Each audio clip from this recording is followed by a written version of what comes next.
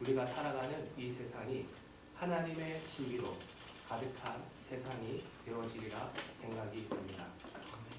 겨울철이 되었고 소설이 되었고 이제 하늘에서 눈이 내려도 이상할 것이 없는 이 계절을 맞으시면서 내 인생의 때를 생각해 보셨으면 좋겠습니다. 눈이 올 때가 되니까 눈이 옵니다. 우리도 이만한 믿음의 연륜이 되면 내 모습이 어떠해야 될지, 내 믿음의 무게가 얼마나 나가야 될지, 우리 교우들과의 관계가 어떠해야 할지 이런 것들을 돌아볼 필요가 있습니다. 그냥 소설을 받지 말고 하나님이 지으신 세상을 신비로움으로 바라보면서 내게 주신 인생의 때를 나도 좀 잘 따를 수 있는 그런 계절이 주는 가르침을 소중하게 여길 수 있으시면 좋겠습니다. 오늘의 같이 나눌 말씀은 이스라엘 백성들의 믿음의 여정입니다. 우리가 잘 알고 있으시듯이 이스라엘 백성들은 홍해를 건너서 시내산에서 하나님의 계명인 십계명을 받게 됩니다. 이스라엘 백성들은 이 약속의 땅에 한 번만에 들어가지는 못했습니다. 첫 번째 도전을 받고 그 도전을 실패한 후에 40년 훈련 후에 두 번 만에 들어가게 되었습니다. 이스라엘 민족이 출애굽하여서 홍해를 건너 시내산에서 약 1년 정도 거하게 됩니다. 하나님께서 시내산 또는 호렙산에서 이스라엘 백성들에게 율법을 주십니다. 호렙산의 다른 이름은 시내산이라고 보시면 되겠습니다. 그래서 이쪽에 애굽 땅이 있고 홍해를 건너서 뒷부분에 시내산에 와 있는 그러한 상황이 되어 있습니다. 1년 정도 호렙산에서 거하게 하십니다. 하나님으로부터 십계명을 받고 하나님 살아계심을 체험하는 시간과 믿음의 훈련의 시간들을 가지게 됩니다. 마지막 재앙인 애굽의 장자들이 죽는 재앙을 겪고 그 비통한 애굽의 통곡 소리를 기록한 채 이스라엘 민족은 애굽 땅을 떠나게 됩니다. 그러나 마음이 변한 바로의 추격이 시작되었고 절박한 상황 속에서 하나님께서는 이스라엘 백성들을 위해서 홍해를 가르십니다. 물들이 병풍처럼 멈춰서고 이스라엘 백성들은 마른 땅으로 변한 홍해를 건너게 됩니다. 추격해오는 애굽 군대들은 병풍처럼 멈춰선 물이 순식간에 덮쳐서 수장을 시켜버립니다.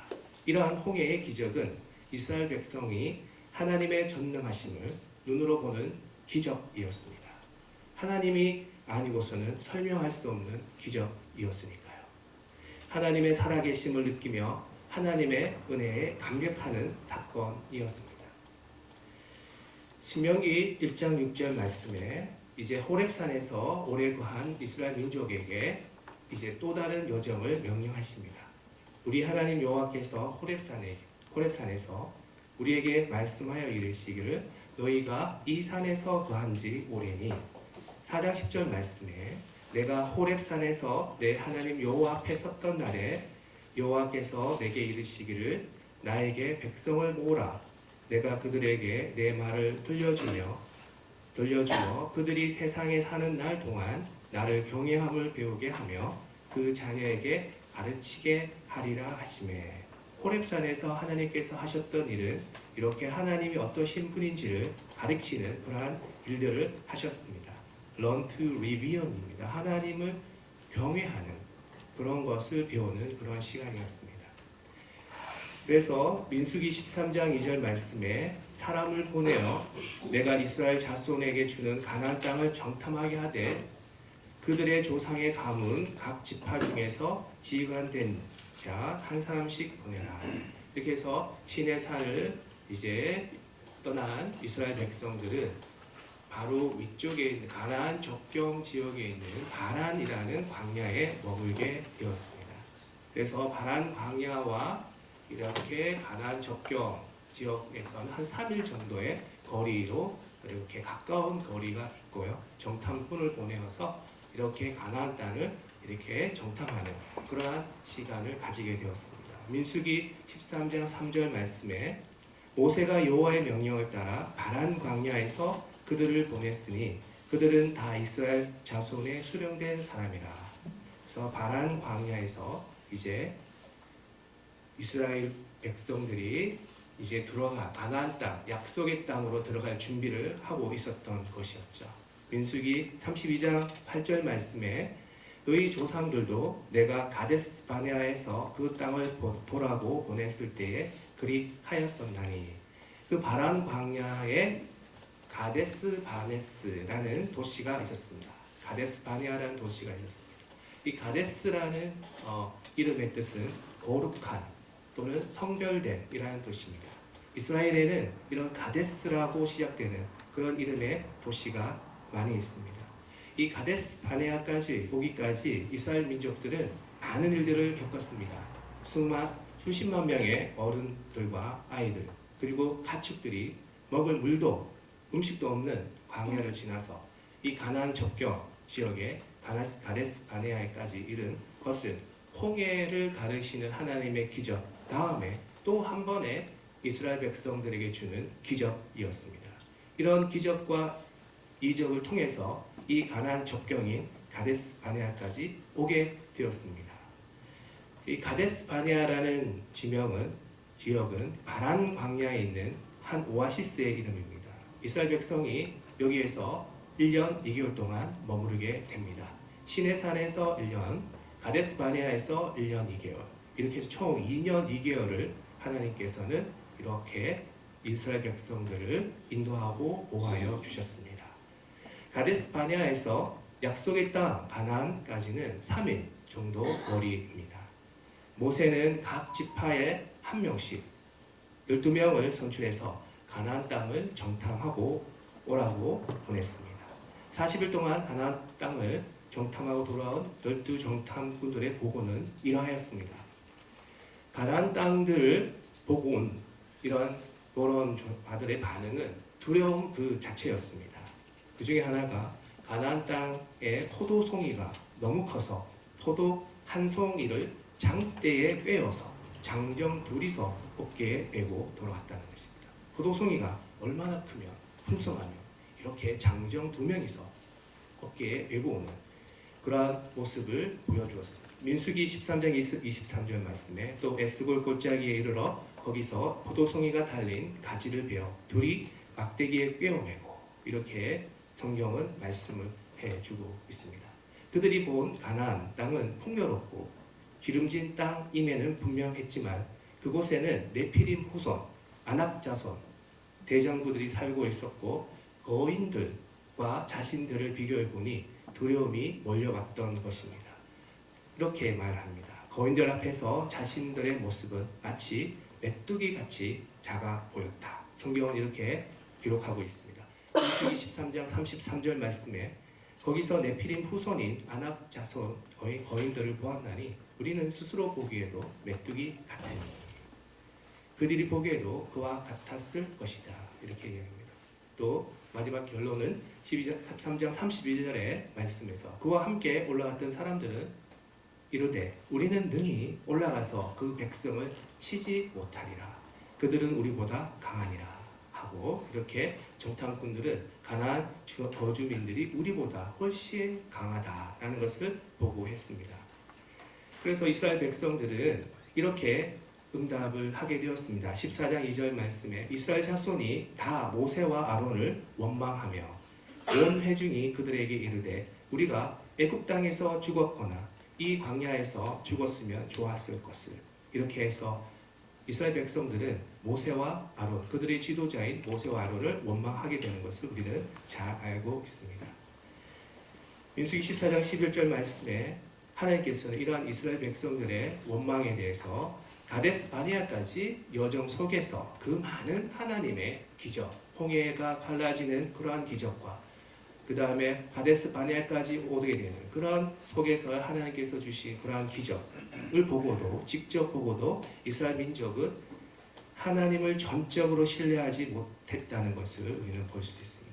이 원망하는 이스라엘 민족을 보고 하나님께서는 이스라엘 민족의 불신앙을 지적하십니다. 여호와께서 모세에게 이르시되 이 백성이 어느 때까지 나를 멸시하겠느냐?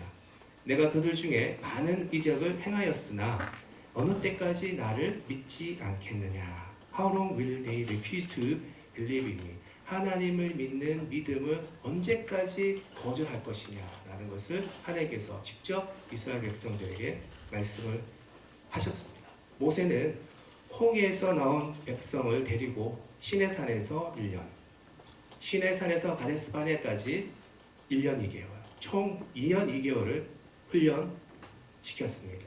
2년 2개월은 시간을 통해서 이스라엘 민족을 훈련시켰습니다. 이스라엘 민족이 광야에서 받은 훈련은 하나님을 철저하게 의뢰하는 훈련이었습니다. 하나님만을 신뢰하는 훈련이었다는 것이죠. 이 기간 동안 이스라엘 백성은 하나님의 임재하심을 수없이 눈으로 보았습니다. 하나님께서 모든 것을 공급하시고 하나님께서 모든 것을 해결하시는 것을 수없이 많이 보았습니다. 이스라엘 백성들은 이론의 하나님을 보는 것이 아니라 살아계시는 하나님을 직접 눈으로 보았습니다. 물이 없을 때 물을 주시고 먹을 것이 없을 때 만나와 메추라기를 이스라엘 백성들에게 주셨습니다. 모든 일을 주관하시고 해결하시는 하나님을 보았습니다. 광야에서 하나님께서 훈련하고자 했던 것은 하나님께서 모든 문제의 해결이 되신다라는 것이었습니다. 광야에서 하나님께서 훈련하고자 했던 것은 하나님께서 모든 것의 공급자이시다라는 것이었습니다. 하나님에 대한 신뢰를 키우기 위해 2년 2개월 정도의 시간이 필요했던 것입니다. 그러나 이스라엘 백성들은 이러한 2년 2개월 동안의 믿음의 훈련을 통해 첫 번째 믿음의 관문을 통과하지 못했다는 것이었습니다. 이스라엘 백성들은 거인이라는 문제의 현상에 집중한 채 모든 문제의 해결 되시는 하나님을 전적으로 신뢰하지 못했다는 것이었습니다. 그들이 본 가나안 땅은 풍요롭고 기름진 땅임에는 분명했지만 하나님께서 모든 것의 공급자이시다는 것을 전적으로 신뢰하지 못했다는 것이었습니다. 이방인 땅에서조차 풍요롭고 기름진 땅을 허락하시는 하나님을 더 신뢰하고 더 믿어야 해요. 선택받은 이스라엘 민족들은 더 많은 풍요를 주신다는 그러한 신뢰를 하지 못하게 되었던 것입니다. 하나님을 신뢰하지 못한 이스라엘 백성들은 스스로 자신들은 메뚜기같이 작아 보였다라고 이렇게 고백하였습니다.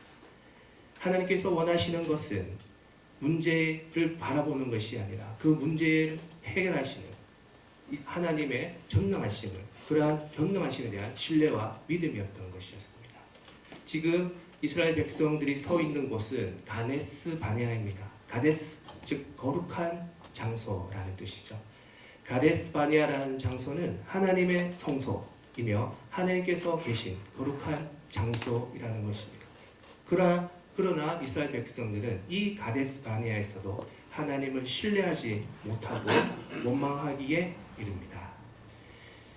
이스라엘 백성들은 하나님을 전적으로 신뢰하고 전적으로 믿는 그런 믿음을 통해서 이 가데스 바네아를 통과해야 하는데 이 가데스 바네아에서 첫 번째 관문을 통과하지 못했습니다. 이스라엘 백성들은 40일 정탐의 기간에서 불신의 하루를 1년으로 계산하여 40년 동안 광야를 헤매고 다녀야만 했습니다. 가데스 바네아에서 첫 번째 관문을 통과하지 못한 이스라엘 백성은 40년 광야길을 지난 후에 여호수아 3장, 이번에 나오는 우리의 본문을 통해서 두 번째로 약속의 땅에 들어가는 장면이 나옵니다. 하나님께서 또 다른 기회를 주셨습니다. 요단강을 건너는 장면이 나옵니다. 요단강의 의미는 이스라엘 백성들의 상당히 큰 의미가 있었습니다. 40년 동안의 광야길을 지난 이스라엘 백성들이 이제 하나님께서 주신 약속의 땅으로 들어가기 위한 마지막 관문으로 생각하고 있었기 때문입니다. 그냥 하나의 강이 아니라 약속의 땅으로 들어가기 위해서 마지막으로 통과해야 되는 관문이었던 것입니다. 여호수아 3장 3절에 이스라엘 백성들은 언약궤 뒤를 따르는 그러한 명령을 받게 됩니다. 백성에게 명령하여 이르되 너희는 너희 사람 제사장들이 너희 하나님 여호와의 언약궤 매는 것을 보거든 너희가 있는 곳을 떠나 그 뒤를 따르라. 이렇게 백성들은 언약궤 뒤를 따르라. 그렇게 하나님께서 이렇게 여호수아에게 명령하셨습니다. 너는 언약궤 맨 제사장들에게 명령하여 이르기를 너희가 요단 물가에 이르거든 요단에 들어서라 하라. 이렇게 말씀하십니다. 제사장들이 go and stand in the river입니다. 제사장들이 먼저 요단강에 들어가라고 하나님께서 명령하십니다. 그리고 오늘 본문에서처럼 백성들이 요단강을 다 지난 후에 제일 마지막으로 요단강에서 나오는 것이 제사장이었던 것입니다. 그래서 보라 온 땅의 주의 언약궤가 너희 앞에서 요단을 건너가나니. 그래서 3장 11절 말씀이고요. 3장 13절 말씀에 온 땅에 주 여호와의 궤를 맨 제사장들의 발바닥이 요단물을 밟고 멈추면 요단물 곧 위에서부터 흘러내리던 물이 끊어지고 한 곳에 쌓였으리라. 그래서 주의 언약궤를 맨 제사장들이 먼저 요단강에 들어가고 백성들은 뒤를 따르는 형태를 통해서 이 요단강을 건너게 됩니다. 주의 말씀을 먼저 접한 제사장이 먼저 믿음의 본을 보이시라는 하나님의 깊은 뜻이 담겨져 있다고 생각이 됩니다. 우리 신앙에 있어서도 굉장히 중요한 의미를 가지게 됩니다. 이스라엘 백성들은 2년 2개월 동안 광야 훈련을 통해서 가데스 바네아에서 하나님을 전적으로 신뢰하지 못했습니다. 그래서 하나님은 그들의 발걸음을 되돌리게 하셔서 또다시 광야에서 40년간 헤매게 하셨습니다. 이 40년이라는 것은 이 횟수가 중요한 것이 아니라 보통 한 세대를 따질 때 40년을 따지게 됩니다. 불신앙의 세대의 뼈를 광야에 묻는 시간이 40년이 걸렸다는 것입니다. 하나님께서 약속하신 땅, 하나님께서 축복하신 땅으로 들어가기 위해서는 이스라엘 민족의 불신앙을 가지고서는 들어갈 수 없다는 것을 하나님께서 이스라엘 백성들에게 보여주셨던 것입니다.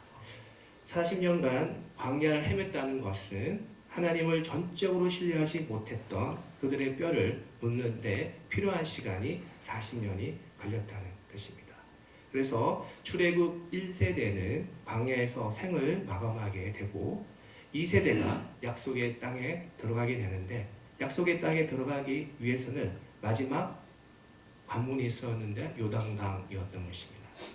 그래서 이런 점에서 우리들의 신앙에 대해서도 의미를 주는 점이 있습니다. 신앙생활을 오래 하더라도 광야길을 지나는 그것이 우리의 신앙이 되어서는 안 된다는 것입니다. 우리에게 정말로 필요한 것은 하나님께서 약속하신 땅, 축복의 땅에 들어가는 것입니다. 여호수아 3장 15절 말씀에 요단강의 상황에 대해서 말씀해 주고 있습니다. 요단이 곡식 거두는 시기에는 항상 언덕에 넘치더라. 궤를 맨 자들이 요단의 이름에 궤를 맨 제사장들의 발이 물가에 잠기자. 요단강이 곡식 거두는 그때에는 언덕까지 넘치는 수위였다라는 것입니다. 우리의 신앙에서 요단강이 우리에게 주는 의미가 있습니다. 요단강을 건너는 모습을 보면 1차 방문의 과정이었던 홍해 바다를 건너는 것과는 다른 모습을 보여줍니다. 그들이 애굽에서 빠져나와서 가장 먼저 건너야 했던 홍해 바다를 건널 때와는 다른 모습을 가지고 있다는 것입니다. 홍해 바다는 출애굽한 이스라엘 백성들이 첫 번째 통과해야 되는 관문이라 한다면 요단강은 마지막으로 통과해야 하는 관문이라고 보면 되는데요. 홍해 바다를 건널 때와 요단강을 건널 때의 모습이 이스라엘 백성들의 모습이 다르다는 것입니다. 우리가 알고 있는 것처럼 홍해 바다를 건널 때는 모세가 지팡이를 들어서 홍해 바다를 가르게 되고 바다 한가운데에 마른 길이 생겨서 이스라엘 백성들이 건너가게 되는 것이었습니다. 그런데 40년간 광야 생활한 이스라엘 백성들은 마지막 관문인 요단강을 건널 때는 그렇게 하지 않았던 것입니다. 첫 번째 홍해 때는 바다가 갈라진 뒤에 그 길을 걸어갔지만 마지막 관문인 요단강을 건널 때는 언약궤를 맨 제사장들이 저벅저벅 요단강으로 들어가는 것입니다. 마지막 관문인 요단강을 건널 때에는 이 요단강이 갈라질 때를 확인하고 또는 갈라진 것을 확인하고 홍해를 건널 때처럼 안전을 확인한 뒤에 이스라엘 백성들이 그 길을 들어갔던 것이 아니고요. 요단강을 믿음을 가지고 들어갔던 것입니다. 우리는 이 차이를 사소한 차이라고 여겨서는 안 되겠습니다. 40년간 광야를 헤매면서 마침내 다시 약속의 땅에 들어갈 때에 마지막 요단강을 건널 때에 누군가가 요단강을 갈라서 마른 길이 생기는 것을 본 후에 쉽게 그 길을 간 것이 아니었던 것입니다. 언약궤를 맨 제사장들이 요단강으로 저벅저벅 돌아갔던 것이었습니다. 제사장들이 요단강으로 들어갈 때 그때의 모습을 두고 성경은 요단 강물이 제방까지 가득 차 올라왔을 때라고 말하고 있습니다. 겨울처럼 물이 없었던 것이 아니고요. 물이 제방까지 가득 차 있는 상태에서 저벅저벅 믿음으로 들어갔다는 것이 결코 쉬운 일이 아닙니다. 이 마지막 요단강을 건널 때 누군가가 요단강을 갈라서 마른 길이 생기는 걸 보고 쉽게 그 길을 걸어간 것이 아니라 약속의 땅으로 들어가는 우리에게 하나님께서 길을 여실 것이다 라는 믿음을 가지고 법궤를 맨 제사장들이 요단강으로 들어가는 것입니다. 놀라운 사실은 언약궤를 맨 제사장들의 발이 요단 강물에 잠기게 되자 흘러내리던 물이 그치게 되었다는 것입니다. 약속의 땅으로 들어가는 우리에게 하나님께서 길을 여실 것이다 라는 믿음은 1차 가문에서 이스라엘 백성들의 불신앙과는 전혀 대조적인 그런 내용이 되는 것입니다. 1차 가문에서 하나님께서 모든 문제의 해결이 되신다, 하나님께서 모든 것의 공급자이시다 라는 것을 전적으로 신뢰하지 못한 이스라엘 백성들과는 대조적인 내용으로 보이는 것입니다. 그래서 여호수아 3장 10절 말씀에 곧 위에서부터 흘러내리는 물이 그쳐서 라는 말씀으로 언약궤를 맨 제사장들의 발이 요단 강물에 잠기게 되자 흘러내리는 물이 그치게 된다는 것이었습니다. 애굽에서 빠져나올 때 홍해 바다가 갈라져 있는 것을 보고 그거 건너가지 않을 사람이 누가 있겠습니까? 그러나 약속의 땅에 들어가는 이스라엘 백성들을 보면 이 요단강의 물이 아직 흐르고 있는 상황에서 믿음을 가지고 강물 속으로 들어간다는 것이었습니다. 우리 눈에 확실한 증거가 보일 때 그 길을 건너는 것은 누구라도 할 수 있는 쉬운 일이라고 할 수 있습니다. 그러나 물이 흘러내리고 있는 중에 분명히 우리를 약속의 땅으로 이끄시는 하나님께서 길을 여실 것이다 라는 믿음을 가지고 가는 것은 결코 쉬운 일이 아닙니다. 흘러내리는 강물 속으로 들어가는 것은 믿음의 용기가 필요한 일이라고 우리는 마음속에 담아 두었으면 좋겠습니다. 이 부분과 관련해서 소개하고 싶은 이야기가 있습니다. 홍해가 갈라질 때 모세가 하나님의 명을 따라서 지팡이를 홍해 쪽으로 내리쳐서 그 홍해 바다가 갈라지는 것으로 우리는 기억하고 있습니다. 바다 쪽으로 손을 내밀자 큰 동풍이 불어서 바다가 갈라졌다. 성경은 그렇게 기록하고 있습니다. 출애굽기 14장 21절 말씀에 모세가 바다 위로 손을 내밀매 여호와께서 큰 동풍이 밤새도록 바닷물을 물러가게 하시니 물이 갈라져 바다가 마른 땅이 된지라 이렇게 기록하고 있습니다. 그런데 이스라엘 백성들 중에 전해져 내려오는 이야기에 의하면 조금 다른 얘기가 있습니다. 모세가 이스라엘 백성들 사이에 전해져 내려온 이야기에 의하면 모세가 지팡이를 불었는데도 불구하고 홍해 바다에는 아무런 변화가 일어나지 않았다는 것입니다. 우리가 알고 있는 것처럼 뒤에는 애굽 병사가 쫓아오고 앞에는 바다가 막고 있는 이 절체절명의 순간에서 성경에서 기록한 것처럼 모세가 지팡이를 바다 쪽으로 향해 내릴 때 눈앞에서 바다가 갈라져야 하는데 전해져 내려오는 이야기에 의하면 모세가 지팡이를 바다로 향했는데도 불구하고 아무런 변화가 없었다는 것입니다. 그때 이스라엘 백성들은 얼마나 두려웠을까요? 하나님의 약속을 믿고 애굽에서 빠져나왔는데 바로와 바로의 군사가 뒤에서 먼지를 일으키며 쫓아오고 있는데 이제 바다에 빠져 죽든지 이집트 군사의 칼에 맞아 죽든지 이제 꼼짝없이 죽었구나 하는 생각이 들었을 것입니다. 그들의 믿음대로 하자면 모세가 바다 쪽으로 지팡이를 내리며 그냥 바다가 갈라져야 하는데 갈라지지 않고 여전히 홍해 바다가 그대로 있었으니 두려운 마음으로 가득할 때였습니다. 그런데 그때 바로 그때 낫손이라는 사람이 홍해 바다로 들어가기 시작했다는 것입니다. 성경에 낫손이라는 사람 이름이 여러 곳에 기록되어 있습니다. 그런데 요단강에서 일어났던 그러한 기적이 낫손에게 일어나지 않았습니다. 그가 홍해 바다에 발을 담갔는데 아무 일이 일어나지 않았다는 것입니다. 그럼에도 불구하고 낫손은 걸음을 멈추지 않았습니다. 마침내 발목이 잠겼는데 아무런 일이 일어나지 않았습니다. 그래도 낫손은 계속해서 들어갔습니다. 무릎이 잠깁니다. 그런데도 아무런 일이 일어나지 않았습니다. 가슴과 어깨가 잠겨도 바닷속으로 들어가도 아무런 일이 일어나지 않았습니다. 그럼에도 불구하고 낫손은 믿음을 가지고 바닷속으로 걸어가기 시작했고 마침내 바닷물이 낫손의 복구멍을 막으려 할 때 그때 홍해 바다가 갈라지기 시작했다는 것입니다. 이것이 이스라엘 백성들 사이에 내려오는 신앙의 이야기입니다. 꼼짝없이 죽음의 두려움 앞에 놓여져 있었을 때 낫손이라는 한 사람이 언약의 땅에 대한 하나님의 약속을 믿고 바닷속으로 저벅저벅 들어가는 그래서 발목이 잠기고 무릎이 잠기고 허리가 잠겨도 어깨가 잠겨도 아무 일이 일어나지 않았지만 낫손은 끝까지 믿음의 용기를 가지고 바닷속으로 들어갔던 것입니다. 우리가 하나님을 믿는 믿음을 지속적으로 유지하지만 하나님께서 응답하시지 않을 때가 있습니다. 믿음을 가지고 바다에 발목이 잠기는 것을 믿음을 가지고 실천하지만 하나님께서 우리가 원하는 응답, 바다가 갈라지는 그러한 응답을 주시지 않을 때가 있다는 것입니다. 그때 하나님께서는 우리의 믿음이 꺾이지 않고 하나님을 다시 신뢰할 수 있는지 우리에게 물어보십니다. 우리가 믿음을 다잡고 위험을 감수하면서도 다시 바다로 들어가는 것입니다. 그런 우리를 세상에서는 바보라고 합니다.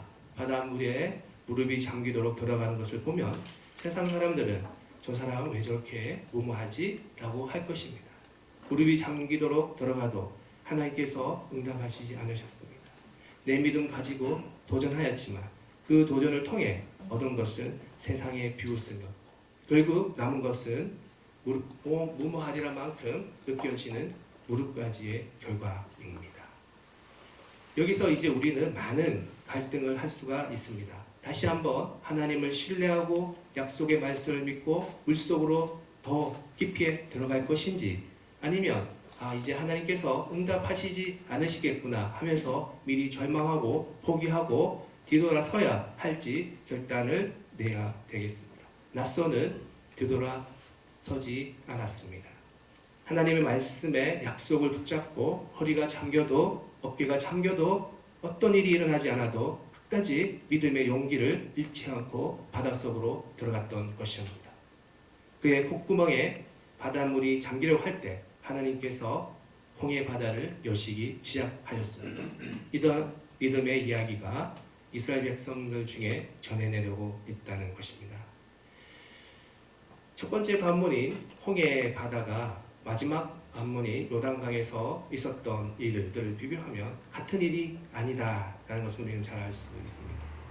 1차 관문을 통과하지 못했던 이스라엘 백성들은 광야길을 걸으면서 지나면서 약속의 땅으로 들어갈 믿음을 회복하게 되었습니다. 하나님께서 요단강을 열어주셨을 때 이스라엘 백성들이 들어갔던 것이 아니라 믿음의 지도자인 제사장들이 먼저 강물이 흐르는 요단강으로 들어갔던 것입니다. 그러자 흐르던 요단 강물이 멈춰 서게 되는 그러한 모습을 우리에게 보여주고 있습니다. 이는 홍해를 건널 때와는 아주 다른 모습이라는 것이죠. 홍해를 건널 때는 홍해가 건너 갈라진 것을, 마른 길이 난 것을 본 뒤에 걸었다는 것이고요. 그래서 이 홍해와 요단강을 생각하면서 이스라엘 백성들 중에 전해 내려오는 믿음의 낫손이라는 사람을 우리 모두가 기억했으면 좋겠습니다. 바다 한가운데 마른 길이 열리는 것을 확인한 후에 그 길을 걸어가는 그런 백성이 되는 것이 아니라, 마른 길이 나지 않았지만 하나님의 약속을 믿고 신실하신 하나님의 약속을, 말씀을 믿고 그 우리가 있는 고난 속에서도 더 깊게 들어간 낫손처럼 우리 중에 그러한 믿음의 용기를 가지신 분들이 나타났으면 좋겠습니다. 지금 우리가 처한 상황은, 환경은 그 어느 때보다도 위기라고 생각이 됩니다. 이럴 때야말로 아무 일도 일어나지 않는 그러한 고난의 상황 속에서도, 그러한 바다를 상에서도 하나님의 말씀을 믿고 하나님 약속, 하나님께서는 하실 것입니다. 하나님께서는 신실하신 하나님이십니다. 하나님께서 저에게 주신 이러한 말씀을 붙잡고 바다 속으로 저벅저벅 들어갈 수 있는 그러한 우리의 믿음이 용사가 되었으면 좋겠습니다. 허리가 잠겼을 때 아무 일도 일어나지 않자 놀래서 바다 바깥으로 도망 나오는 그러한 사람이 되는 것이 아니라, 그럼에도 불구하고 더 깊이 바다로 들어갔던 낫손처럼 믿음의 용기를 가진 우리 ISC 성도 여러분이 되셨으면 좋겠습니다. 이를 통해서 우리는 신앙의 중요한 비밀 하나를 알게 되었습니다. 광야에서 지친 우리가 광야의 고난을 뚫고 축복의 땅에 갈 수 있는 방법은 요단강을 건너야 한다는 것입니다.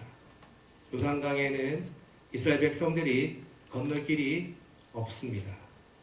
전혀 없었던 길이 새롭게 열리는 방법은 오로지 하나님의 신실하신 약속의 말씀을 붙잡고 믿음으로 가는 것입니다. 홍해와 같은 확실한 증거를 보여주시는 것을 뒤로 한 채 우리는 오로지 하나님의 약속의 말씀을 붙잡는 것입니다.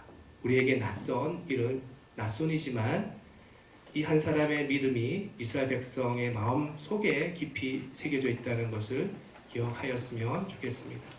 누구도 해결할 수 없었던 이스라엘의 그 당시의 문제는, 그 이스라엘 민족의 문제를 해결할 수 있었던 것은 낫손과 같은 믿음의 용기를 가진 사람이 있었기 때문이라는 것을 우리는 기억하였으면 좋겠습니다.